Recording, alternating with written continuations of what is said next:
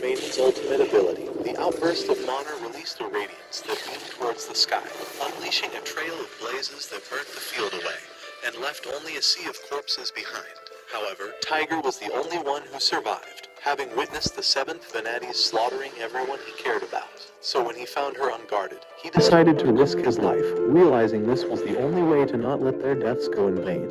Only 4 arrows remained in his quiver, but after shooting 2 of them to neutralize her front line, she activated her sword's mana to fly above the fallen horses, charging directly towards him as she parried his 3rd arrow. But even as he fired his last shot, she slashed it in half before coming to point her sword down his face, telling him that her name is Eleonora Voltaria, and that he was now hers. The following morning, he woke up to a hot girl shoving her sword down his throat, but although he wished they could trade places, he remembered that he was now a prisoner. Inside of Ellen's office, she commanded him to forfeit Alsace, since he was the lord of that nation. But after hearing her brain-dead request, he asked Ellen if she was as dense as her assistant's tits. Wait, what did you say? However, she revealed that she had another special command to give on to him. Before all the soldiers, as Tiger shot an arrow that flew outside of the shooting range, he realized that he was being set up as a mockery in front of the entire kingdom.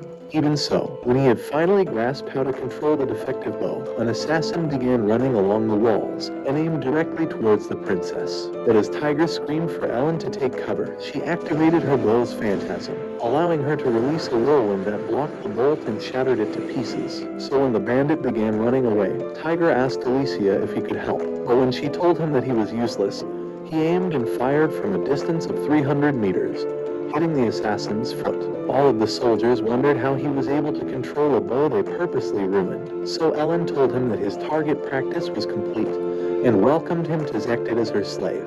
The following day in her command room, she apologized about the broken bow he was given, revealing that she would be executing the 3 soldiers who ruined it to embarrass him. However, Tiger begged her to spare their lives because it was only a defective weapon, but saw the greatest weapons of mass distraction in his face. Seeing how he begged for the lives of his enemies, she thought he was the only brave person in the entire Burnish army, and confessed that she began falling for him after seeing his precision with the way he fired his arrows, because on the night before the battle, she had scouted their hideout, and although her army was outnumbered 25,000 to 300 warriors, she wiped out all of his forces in half of a day. Even so, he was willing to face off against 7 soldiers, spared his life because she thought killing humanity's greatest archer was a waste, and went on to ask him to become one of her servants. However, he refused, telling her that he still had a home to protect, and people who were waiting for him to return.